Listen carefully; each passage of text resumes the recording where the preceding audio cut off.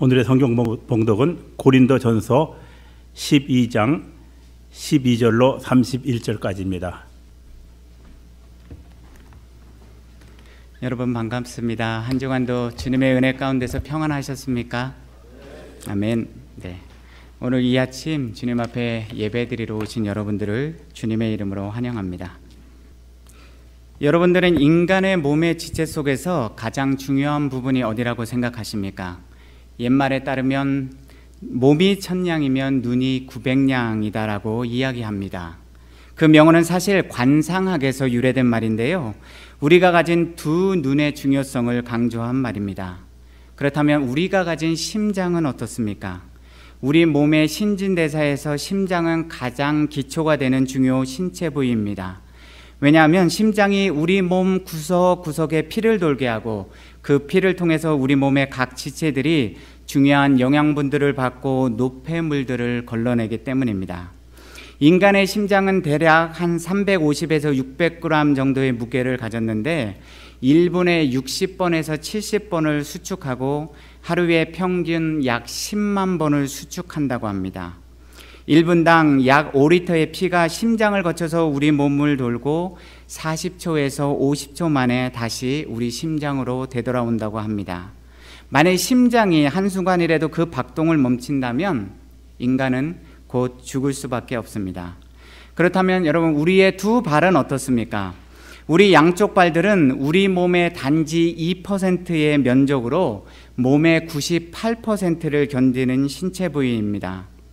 레오나르도 다빈치는 사람의 발을 가리켜서요, 인간공학상 최대의 걸작이자 최고의 예술품이라고 이야기했습니다.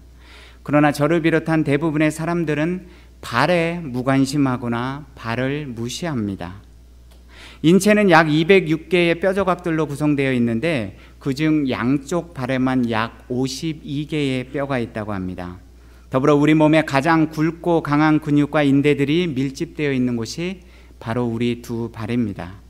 그래서 전문의들은 인간의 발을 인간의 인체의 축소판이라고 하며 발의 작은 변화가 곧 우리 몸의 이상을 알려주는 민감한 센서라고 이야기합니다. 두 발은 고사하고요, 우리가 가진 한쪽 발에 문제가 생기면 우리는 신체 활동에 큰 제약을 받습니다.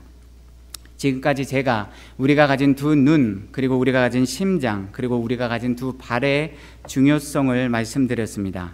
이외에도 사실 우리 인간의 신체 부위에서 중요하지 않는 부분을 찾기란 정말로 힘듭니다. 인간의 뇌와 두 손, 5손가락, 5발가락, 그리고 우리 신체 내부의 중요한 장기들, 그리고 우리의 피부, 스킨과 털들, 인간 몸의 모든 부분은 사실 하나님의 창조 속에서 완성된 가장 아름답고 복잡한 최고의 창조물들입니다. 이러한 하나님의 최고의 작품인 인간의 몸을 사도 바울은 그리스도의 몸된 교회의 다양성과 통일성, 하나됨의 중요성을 강조하기 위해서 사용하였습니다. 오늘 성경 본문 말씀을 통해서 사도 바울은 그리스도의 몸된 교회의 중요성을 인간의 몸과 각 지체의 유기적인 상호 관계를 통해서 설명하고 있습니다. 먼저 본문의 이해를 돕기 위해서요, 우리는 고린도 교회가 처해 있었던 그런 시대적 문화적인 배경들을 잠시 살펴보겠습니다. 고린도는 고대 지중해에 번영하는 상업 중심 도시로서요, 로마 제국 내에서도 문화적인 다양성이 가장 풍부한 도시들 중에 하나였습니다. 약 1세기 동안, 100년 동안 고린도는 로마의 통치를 받던 식민지였는데, 그로 인하여서 고린도는 헬라 문화와 라틴 문화가 한 도시에서 공존하고 때때로 충돌하던 그런 도시였습니다. 번영한 상업도시의 특성상 고린도는 다양한 외국 종교들의 유입을 초래하였고, 그로 인해서 성적인 타락이 만연한 악명 높은 도시였습니다. 더욱이 고린도 교회는 다양한 신분 계층을 가진 사람들, 오늘 본문에도 말했지만요, 유대인과 헬라인과 종과 자유자들이 함께 모여 있었기 때문에 모두가 서로 다른 의견, 서로 다른 생각, 서로 다른 삶의 방식, 서로 다른 사회적 관심들로 인한 다툼과 시기와 분열과 분쟁이 끊이지 않았습니다. 그런 까닭에 고린도 교인들은 예수 그리스도의 피로 거듭난 거룩한 형제 자매임에도 불구하고 자기중심적인 관점과 신념, 그리고 편협한 성격과 성향 때문에 서로 잘 어울리지 못하고 그리고 하나로 연합하지도 못하였습니다. 고린도 교회 내부에서 상류계층에 속한 고린도 교인들은 화려한 언변을 자랑하는 아볼로를 따랐고, 반면에 손으로 노동하며 살아가는 그런 하류계층의 교인들은 낮은 섬김의 자리에서 신앙의 본을 보이는 사도 바울을 좋아했습니다. 또한 어떤 부류의 교인들은 게바라 불리던 베드로를 따랐고, 어떤 교인들은 그리스도에게 속한 자들이 되기를 원했습니다. 더욱이 일부 상류계층의 교인들은 그 시대의 헬라 철학적 이상과 이방 종교 사상에 빠져서요, 성적인 죄를 정당화하는 오류를 범하기도 하였습니다. 또한 고린도 교회 내에서는 고기에 관한 문제, 공동 식사에 관한 문제, 머리에 쓰는 것들, 은사의 우월성, 그리고 몸과 영혼의 불멸에 대하여 다양한 신학적 견해와 의견들이 존재하였습니다. 다시 말하면 고린도 교회 내부에는요, 다양한 사회 계층과 문화, 종교적 배경으로 인해서 시기와 분열과 분쟁이 끊이지 않았습니다. 그런 까닭에 사도 바울은 고린도 전서를 통해서 시기와 분열을 일삼는 고린도 교인들에게, 여러분, 그리스도 안에서 같은 마음과 같은 뜻으로 온전히 하나가 되라는 그런 목회적 메시지를 전달해 주고 있는 것입니다. 오늘 본문 고린도전서 12장은 고린도 교회 내에서 발생했던 수많은 논쟁 중에 하나였던 다양한 은사에 대한 교인들 간의 분쟁을 주제로 삼고 있습니다. 고린도 교회의 성도들은 하나님께서 주신 다양한 성령의 은사들을 서로를 섬기고 서로를 성숙된 교회를 세우고 그리스도의 말씀을 전파하는 일에 사용한 것이 아니라 오히려 자신들의 능력을 과시하고 자신의 우월성을 강조하는 도구로 사용하였습니다. 다시 말하면 고린도 교인들은 나의 은사가 다른 사람들의 은사보다도 더 우월하다는 그런 교만 속에서 교회 생활을 하고 있었던 것입니다. 특별히 고린도 교인들은 영적 교만에 빠져서 성령이 주신 방언의 은사를 서로 간의 우월성이 나타나기 위한 경쟁의 도구로 사용하였습니다. 그래서 남보다 더 큰 목소리, 더 신비한 방언을 능력을 통해서 다른 사람들을 제압하려고 하는 잘못된 종교적 신념 속에 빠져 있었습니다. 그러한 고린도 교인들의 왜곡된 은사의 차별성과 우월성은 자연스럽게 교회 내에서 시기와 분쟁을 일으켰고, 지체들 가운데 일부는 자신의 능력과 사역에 대한 우월감을, 반면에 다른 지체들은 자신의 사역에서 은사로 인해서 열등감을 가지게 되었습니다. 그 어려운 교회 문제를 해결하기 위해서 사도 바울은 고린도 서신을 통해서 여러분, 그리스도 안에서 한 몸이 되는 것이 정말로 중요하다는 것을 강조하고 있습니다. 이러한 고린도 교회의 문제들은 사실 오늘날의 교회에서도 자주 나타나는 신앙적인 문제들입니다. 대부분의 그리스도인들은 성령의 은사를 사모하고 그것을 마치 신실한 신앙인의 기준처럼 생각합니다. 물론 성령의 은사를 사모하고 받는 것은 중요합니다. 그러나 그것보다 더 중요한 것은 성령님께서 우리의 삶에 함께 하신다는 것, 성령의 은사가 바로 성령의 역사라는 사실을 우리가 기억해야 한다는 것입니다. 지금도 그렇지만 방언은 성령이 한 개인의 삶 속에서 역사하신다는 것을 가장 손쉽게 확인할 수 있는 증표입니다. 그래서 고린도 교인들은 그 눈에 보이는 증거를 통해서 자기 자신들의 영적 우월성과 자신의 능력, 자신의 신실함을 자랑하는 개인적 야망의 도구로 사용하였습니다. 그러나 성령께서 성령의 은사를 성도들에게 주시는 이유를 우리는 분명히 명확하게 인지해야 합니다. 하나님께서 각 사람에게 성령의 나타남을 주심은 오늘 본문 7절에 말씀하신 것처럼요, 유익하게 하려 하심이었습니다. 성령의 은사는 하나님께서 그분의 뜻과 주권적인 섭리 가운데서 각 개인에게 나누어 주신 영적인 선물입니다. 그럼에도 불구하고 고린도 교인들은 하나님이 주신 그 공짜 은사의 중요성을 망각한 채 오히려 그것들을 교회 내의 분열과 분쟁, 시기와 질투를 유발하는 도구로 사용하였던 것입니다.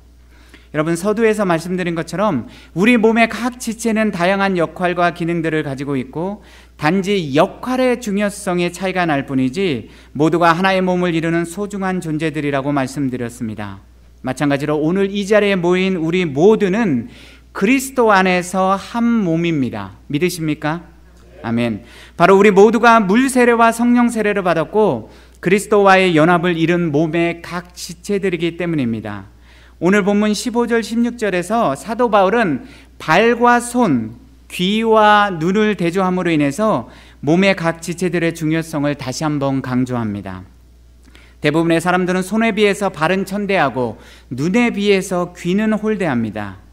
왜 그런지는 잘 모르겠지만 우리 몸의 각 지체로서 동일하게 중요한 역할을 강조함에도 불구하고 우리는 우리의 눈과 손 잘 보호하고 관리하면서 발과 귀는 천대합니다.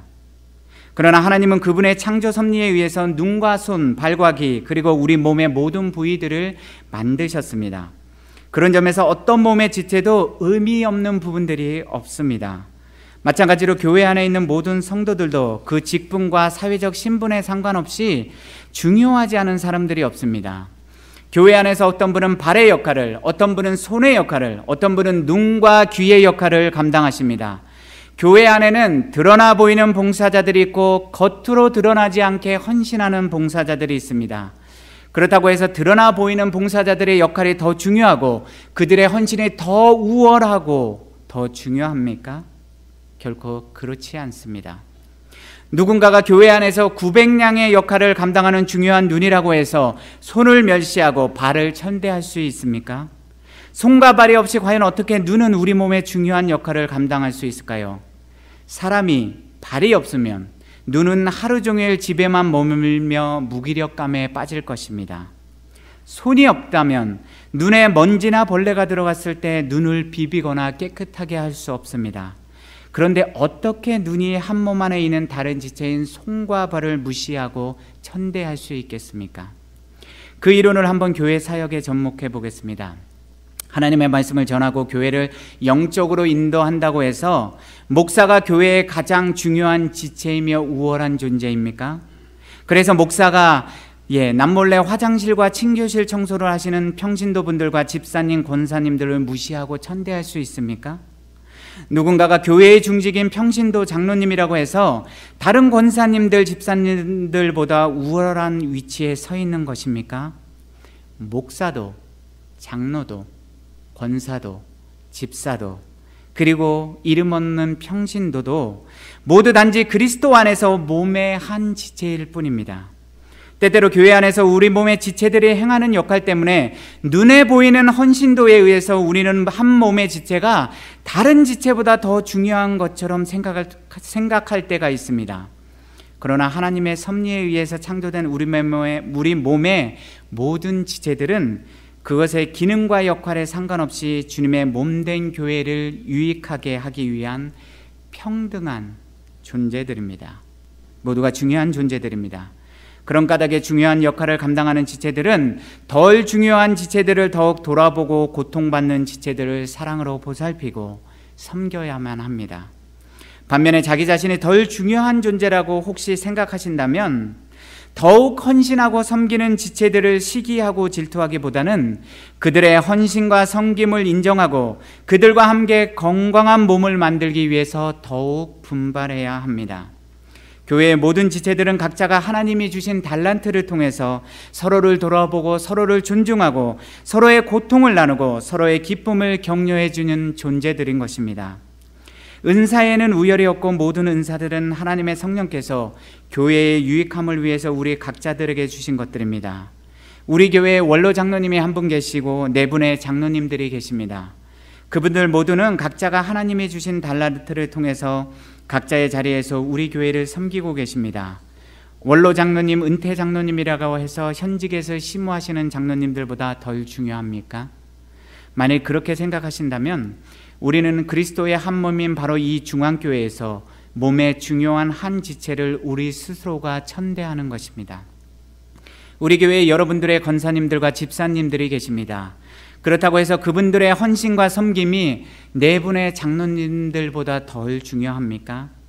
한 개인이 재정부장을 맡고 한 개인이 교육부장을 맡고 있다고 해서 한 개인이 다른 지체들보다 그 타이틀 때문에 더 중요하고 더 우월한 자리에 있는 것입니까?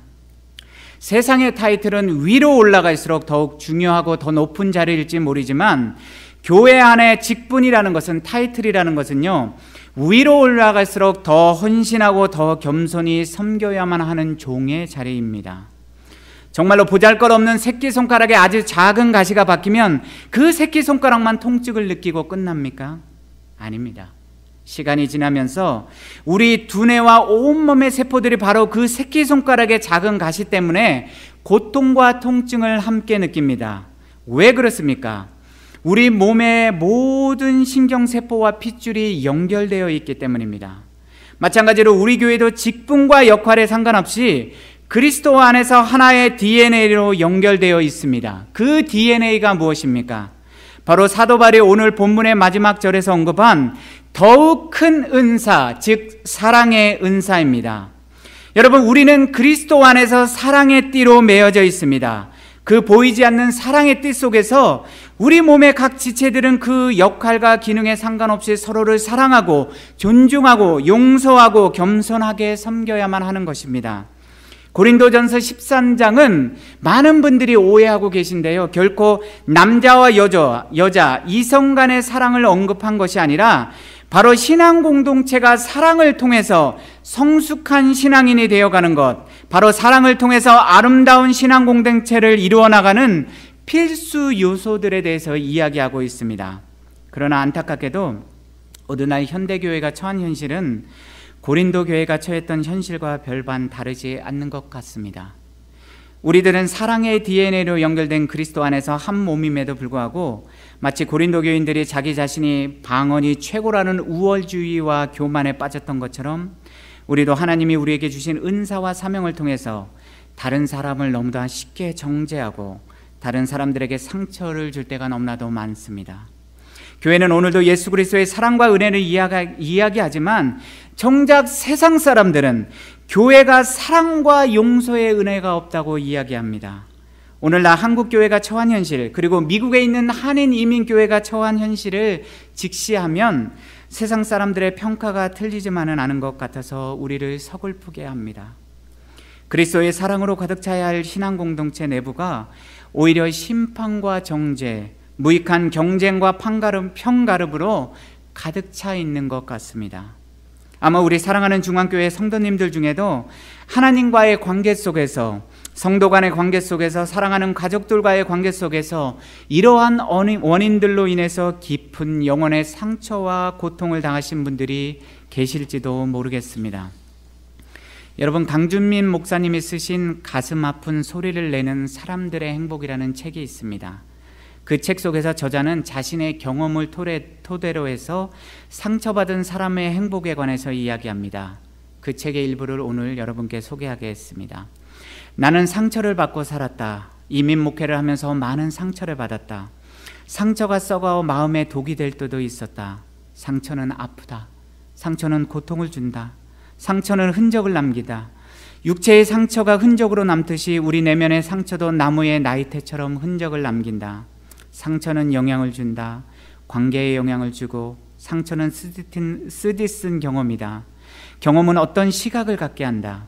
상처는 선입견을 갖게 하고 사람과 사건에 대한 편견을 갖게 한다. 어린 시절에 받은 상처 때문에 일평생을 고통스럽게 사는 사람도 있다. 상처를 품고 한이 맺힌 인생을 사는 사람도 있다. 상처는 마음을 상하게 하고 우리에게 삶의 풍요로움을 빼앗아간다. 상처 속에 사는 사람은 과거 속에 사는 사람이다. 우리는 상처를 치유하고 상처로부터 자유로워져야 한다. 자신을 상처로부터, 과거로부터 풀어놓을 수 있는 유일한 길이 있다. 바로 예수님을 만나는 것이다. 예수님은 상처 입은 치유자시다. 예수님은 상처투성이로 십자가를 지셨다. 배신당하고 무시당하고 버림받으셨다. 상하시고 찢기셨다. 상처를 받으신 예수님은 상처받은 자의 아픔을 아신다. 상처는 우리에게만 있는 것이 아니다. 죄 없은 예수님에게도 있었다. 그런데 예수님의 상처는 신비로운 힘을 가지고 있었다. 그 상처에서 거룩한 피가 흘러나왔다. 다른 사람의 상처를 치유하는 피가 나왔다. 예수님은 썩을 고목이 아니라 향나무 같으셨다. 찍혀도 향을 바라는 향나무처럼 예수님의 상처에는 아름다운 향이 나왔다. 그 향은 다른 사람의 상처를 치유하는 향이었다. 십자가 앞으로 나아가서 상처를 내어놓으라. 상처를 치유하기 위해서는 먼저 드러내야 한다. 그리고 예수님의 보혈로 치유받으라. 성령님의 기름 부으심으로 치유받으라. 그때 당신의 상처는 아름다운 흔적으로 변화될 것이다. 상처는 잘 다루면 복이 된다. 상처 때문에 오히려 잘된 사람들이 많다. 미국에 와서 어린 시절 교과서에서 읽었던 그랜드 캐년을 방문했다. 황홀하리만큼 아름다웠다. 그런데 그랜드 캐년은 땅에 움푹 패인 상처의 결과로 형성된 지축의 변화다. 상처가 깊은 부분일수록 더욱 아름다웠다. 얼마 전 브라질에서 이과수 폭포를 보면서 감탄했다. 나는 이과수 폭포가 만들어진 것은 지진 때문이라는 안내원의 말을 잊을 수가 없다. 이과수 폭포의 아름다운 자태는 지진 덕분인 것이다. 상처 때문에 상심하지 말고 상처 때문에 감사하라. 상처받은 사람의 행복을 누려라. 예수님같이 상처 때문에 감사하라. 상처받은 사람의 행복을 누려라. 당신의 상처로 그랜드 캐년과 이과수 폭포의 영광이 되게 하라. 찍혀도 향을 바라는 향나무가 되어라. 그리스도 안에서 사랑하는 중앙교회 성도 여러분, 예수님께서 십자가의 희생을 통해서 우리를 구원하셨습니다. 믿으십니까? 아멘. 그것은 곧 여러분 한 분 한 분이 이 세상의 어떤 것보다 중요한 가치를 가진 소중한 존재들이라는 것을 의미합니다. 단지 그리스도를 영접한 먼저 했냐 나중 했느냐의 시간적인 차이 때문에, 하나님이 각자에게 주신 다른 은사들 때문에, 단지 우리가 그리스도의 몸인 교회 안에서 다른 직분과 역할들을 감당하기 때문에 우리의 눈에는 누군가가 더 중요한 역할을 감당하는 것처럼, 반면에 누군가는 덜 중요한 역할을 감당하는 것처럼 보입니다. 그러나 우리는 다양한 삶의 환경과 개성과 성격과 이념과 생각의 차이에도 불구하고 다 한 성령으로 세례를 받아 한 몸이 되었고, 또 한 성령을 마신 중앙교회 성도들입니다. 손의 역할을 감당하는 분들은 발의 역할을 감당하는 지체를 존중하고 섬기고 사랑하고 돌보아야 합니다. 마찬가지로 눈의 역할을 감당하시는 분들은 귀의 역할을 감당하는 지체들을 존중하고 섬기고 사랑하고 돌보아야 합니다. 만약 우리들 가운데서 혹시 내가 감당하는 역할이 가장 중요하고 최고라고 생각하시는 지체가 있다면, 그러한 자기의 자신감이 자기 자신의 교만과 다른 사람을 향한 편견, 그리고 교회 공동체 안에서 분쟁이 일어나지 않도록 부족한 지체들을 더욱 사랑하고 그들의 고통을 돌아보고 그들을 더욱 겸손히 섬기는 지체가 되십시오. 나와 다른 성품, 나와 다른 생각, 나와 다른 의견을 가졌다는 이유로 인해서 우리 몸에 중요한 또 한 지체에게 고통과 상처를 안겨주지 마십시오. 오히려 다르기 때문에 더욱 그 연약한 지체의 의견을 귀담아 듣고 존중하고 섬기면서 사랑으로서 그 다양성을 품고 인내하며 하나의 연합을 이루십시오. 반면에 혹시 이미 가슴 깊이 깊은 상처를 받으신 분들이 있다면, 예수님이 그러셨던 것처럼 여러분 상처 입은 치유자가 되어서 다른 사람의 상처를 싸매겨 치유하는 향나무가 되십시오. 그런데 우리 중앙교회는 더 나아가서 우리 모두는 그리스도의 한 몸의 지체들로서 정말로 건강한 교회, 하나님의 부르심에 합당한 열매를 맺는 아름다운 중앙교회가 될 것입니다. 아멘. 사도 바울이 노래한 사랑의 위대한 서정시를 끝으로 오늘의 설교를 마치려고 합니다.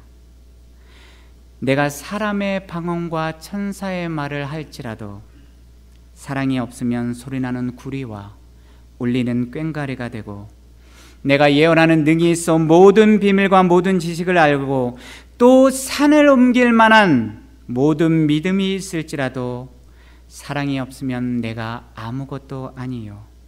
내가 내게 있는 모든 것으로 구제하고 내 몸을 불사르게 내어줄지라도 사랑이 없으면 내게 아무 유익이 없느니라. 아멘. 홍지인호 목사님이 담임하는 중앙연합감리교회는 203 이스트 캠프 맥다너드 프로스펙트 하이츠에 있습니다. 주일 1부 예배는 오전 8시 30분, 2부 예배는 오전 11시에 있습니다. 어린이와 중고등부를 위한 예배는 오전 11시에 어린이 예배실과 중고등부 예배실에서 있습니다. 주중에는 매일 새벽 예배가 오전 6시에 본당에서 있고 금요 찬양 예배는 오후 8시에 수요 중보 기도회, 제자화 성경공부, 기초반 성경공부 등 다양한 사역이 있습니다. 예수님을 중심에 모시고 예수님을 구주로 고백하고 헌신하며 예수 그리스도가 성육신 되는 교회가 되기를 기도하며 성장하며 실천하는 중앙연합감리교회에 관한 질문이나 신앙에 관한 문의는 847-797-1244로 해주시거나 웹사이트 www.koreancentralumc.org를 방문해 주시기 바랍니다.